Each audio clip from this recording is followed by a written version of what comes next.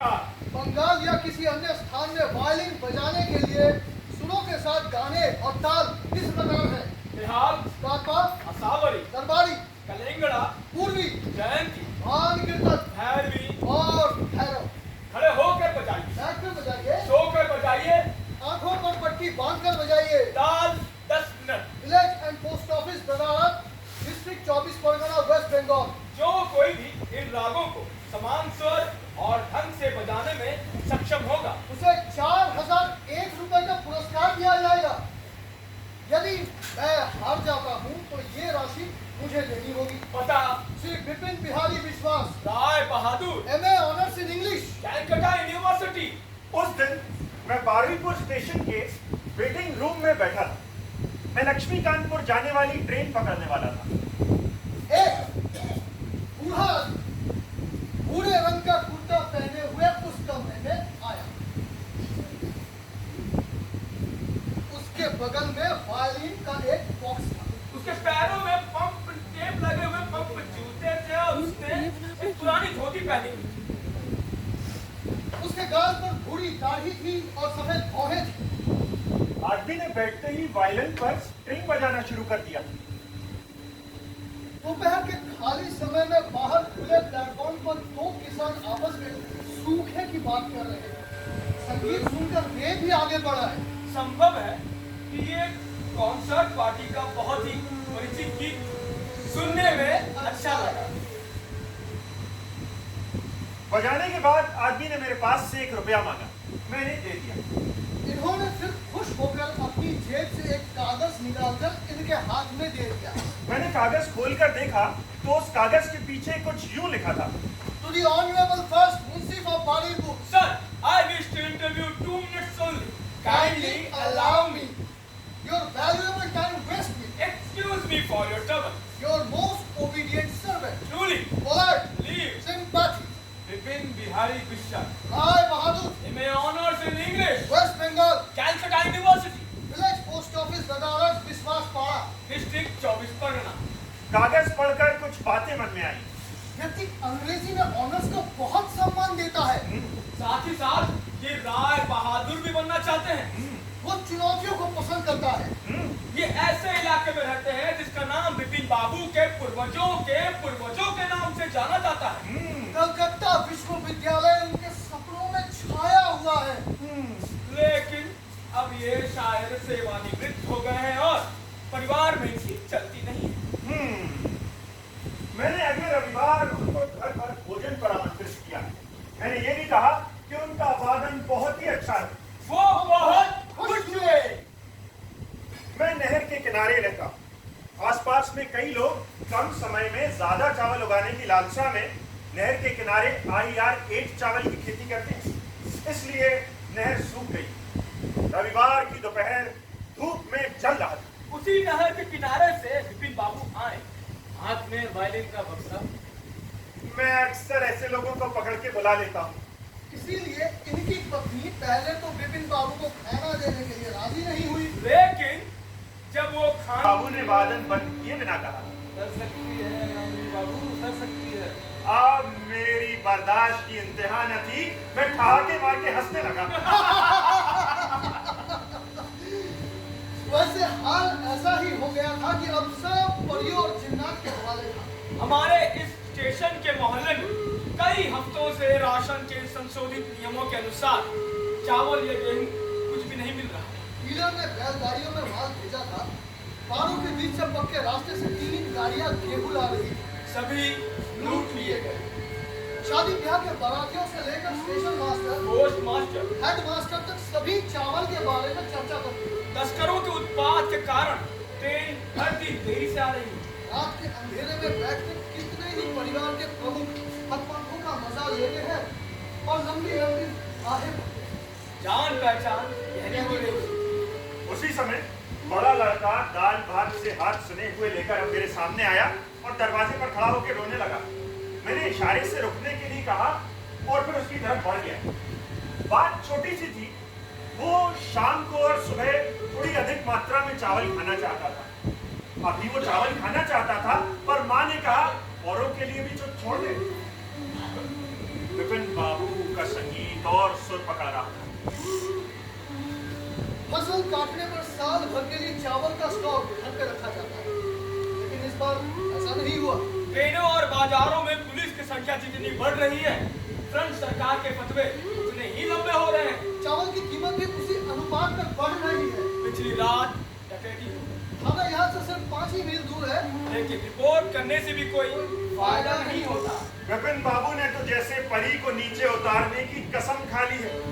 हमारे बाग के फूलों की गंध हवा में फैल रही। चांद ने पूरे मोहल्ले में जैसे चांदनी की बरसात कर दी। धीरे धीरे घरों में बजने वाले रेडियो भी धीमे होने लगे। केवल स्टेशन के किनारे एक दुकान, जिसका वही खाता पूरे साल चलता है, माइक बजाता है और दानेदार खिलाता है। ग्राहकों से चोंगा बजा बजाकर पैसा वसूलता है। गाना किसी तरफ से बज रहा था। अलिया जीवन में मैं बहुत सी महिलाओं से मिला हूँ। अगर विपिन बाबू परी को नीचे नहीं उतार पाए तो क्या वो मुझे 4100 रुपए इनाम देंगे? लड़का वादन सुनते सुनते बाहर के बिस्तर पर ही सो गया।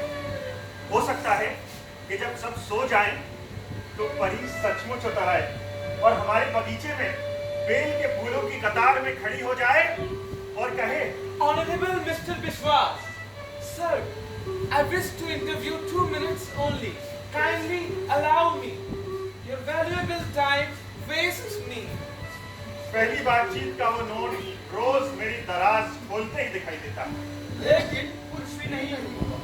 विपिन बाबू बजाते बजाते लगभग लेट गए। नारियल के पत्ते चांदनी को चीर कर लहरा रहे थे। दुनिया में फिलहाल कोई अशांति नहीं, लेकिन मुझे पता है कि किसी मुफस्सिल के हर घर में दीवार पर लड़कों ने विभिन्न अन्यायों के खिलाफ उचित अनुचित दावे लिखे हुए पोस्टर लगाए। सब कुछ बदल रहा है। मिट्टी, पौधे, हवा, आकाश, सिर्फ इन्हीं सब चीजों में कोई बदलाव नहीं आया। और इसके बीच हम लोग परी उतार रहे हैं। मेरी उम्र 40 साल और विपिन बाबू की लगभग 70। ये आदमी धोखेबाज हो सकता है, दिमागी तौर पे अस्वस्थ हो सकता है। क्या पता जेन्युइन है भी कि नहीं। खुरदरे और सूखे चमड़े के विपिन बाबू दोपहर की नींद के बाद बहुत जोश से मालिक बजा रहे हैं। कितने वक्त के बाद इन्हें ऐसे वाद्य यंत्रों को सुनने को मिला। ताल, लय, वाद, इन्हें कुछ नहीं पता। फिर भी अच्छा ये लग रहा है कि सिर्फ इन्हें सुनाने के लिए फन का इस्तेमाल कर रहे हैं। और ये कोई राजा वाजा तो है नहीं कि सभासदों, दोस्तों, डकैतों और सिपाहियों से घिरे हुए बैठे हो। बस एक साधारण श्यामल गांगुली है। बड़ा लड़का बाहर के बरामदे में ही सो गया। 3 बार विपिन बाबू को विदा करने के लिए कहा। 250 सेर चावल 9 रुपए 14 आने हैं। तब तो और ज्यादा है। 10 साल पहले बोई गई खिरिश के पेड़ अब इतने बढ़ गए हैं कि वो नुक्कड़ पे तरह तरह के लोगों का अड्डा घर बन गए हैं। वहीं से कितनी ही आवाजें घर तक पहुंचती है। इतने सारे सुरों में किसी भी आवाज का अलग से कोई मतलब नहीं बन पा। मैंने भी इशारे से पत्नी को सावधान किया। विपिन बाबू ने अपनी आंखें खोल दी, सब गड़बड़ हो जाएगी। अंततः इन्होंने अपने चेहरे पर जितने तरह के दयनीय भाव ला सकते थे लाए और अंधेरे में अपनी पत्नी को सर हिला हिला कर उनसे कहा, सुनो, अब तुम मेहरबानी करके गौशाला की तरफ से आ जाओ। मेरा मन बोल रहा था कि उधर सांप होगा। सुनो, तुम यहीं से आ जाओ। मन किया, कितने दिन हो गए उसे आलता पहने देखे। मन तो किया कि 14-15 बरस साल की शादी की हुई पत्नी का फिर से गृह प्रवेश करवाऊं, लेकिन पत्नी वहां से हिली नहीं। पता नहीं मुझे मुसीबत में डालकर उन्हें क्या खुशी मिलती। उन्होंने सर हिलाकर मुझे समझाया कि वो वहां से हिलेंगी नहीं। कितने साल पहले लाई हुई काले जरी के काम वाली साड़ी कितने दिनों बाद पहनी है। पहले जमाने का नीलांबरी पैटर्न। किसी को मुसीबत में डालने के लिए क्या कोई ऐसी कयामत खाने वाली साड़ी पहनता है भला? समझ में ये नहीं आ रहा था कि उन्होंने पाउडर लगाया गया नहीं। हालांकि उनके गाल से चांदनी टकरा कर नीचे फिसल रही। एक बार मन किया कि खड़ा हो जाऊं और हट ऐसे कहकर उन्हें वहां से भगा दूं, जैसे कोई किसी गाय को भगाता है, जैसे मेरे बाग में कोई काली गाय घुस आई। लेकिन मैं अपनी जगह से हिल नहीं पाया। विपिन ने उठने नहीं दिया। मुझे पता नहीं था कि मेरे हृदय में कितनी पीड़ पर्वत बनकर जम गई है, जो उनके संगीत की हर लय के साथ चूर चूर हो रही है। बीच बीच में किसी रिक्शा के भोंकों की आवाज भी आ रही थी, पर मुझे उससे कोई परेशानी नहीं हो रही थी। अचानक ही लड़के की अम्मा वहां से हट गई। वो रही, हिलना मत। आ गई। संगीत अभी तक रुका नहीं। कहाँ? बगीचे में। बुजुर्ग इंसान है, पता भी नहीं कि दोपहर का खाना भी नसीब होता होगा कि नहीं। सिर्फ वायलिन बजाने से ही नहीं, उन जगह की बातें भी करनी होती है, तब शायद जाकर कहीं से थोड़ा सा पेट भरता होगा। उन्होंने कभी सपने में भी ना सोचा होगा कि अपनी ही बनाई हुई कहानी की परी बगीचे में सचमुच में हाजिर हो जाएगी। और शायद इसी वजह से उनकी छड़ उनके हाथ से फिसलकर सीधे बगीचे में जाएगी। साथ ही बरामदे में भरा हुआ सुर गायब हो गया। देखा आपने? जी, बिना किसी शक शुबे के। कुछ देर तक दोनों ही चुपचाप बैठे। कौन जाए बगीचे से छड़ उठाने? मामला परियों का था। पहले से ही विपिन बाबू डरे थे।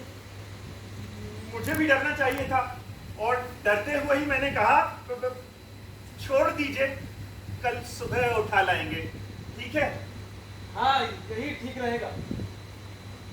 जैसे थे वैसे ही रह गए। बच्चों की माँ पानी और थाली परोस कर बुलाने आई।